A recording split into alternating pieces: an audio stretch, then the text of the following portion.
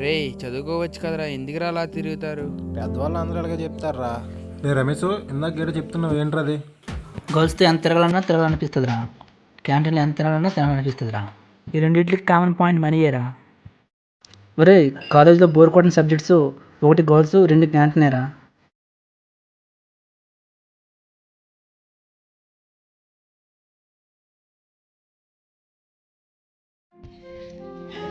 రోజు కాలేజీకి వచ్చి చదవనట్లో అలా టైం వేస్ట్ చేస్తున్నాం, కానీ మనం రిలీవ్ అయ్యేసరికి పరిస్థితి అయితే ఆలోచించండి రా. మనం ఒక గోల్ పెట్టుకోవాలిరా. నిజమేరా, మనము ఏదో ఒక గోల్ పెట్టుకోవాలిరా. రే సత్తి కూడా వస్తున్నాడు రా.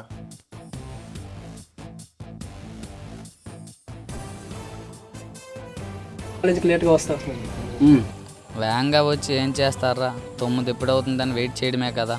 అందుకే నేను కరెక్ట్గా 9 గంటలకు వస్తున్నాను రా. అయినా నేను మీలా ఆడుకోవడం లేదురా, నేవీ ఎగ్జామ్కి ప్రిపేర్ అవుతాను. మబ్బుల టైంలో వాడికి టైం అడకండ్రా బాబు. ఆకులతో ఆవకాయ బద్ద ఇంకేదో అని చెప్తాడు. రే ఎవడైనా చేతుకు వాచ్ చూసో లేదా పాకెట్లో ఉన్న ఫోన్ చూసో టైం చెప్తారా బాబు, కానీ ఇటు పైన సూర్యుని చూసి టైం అంతనే వేస్తాడు బాబు.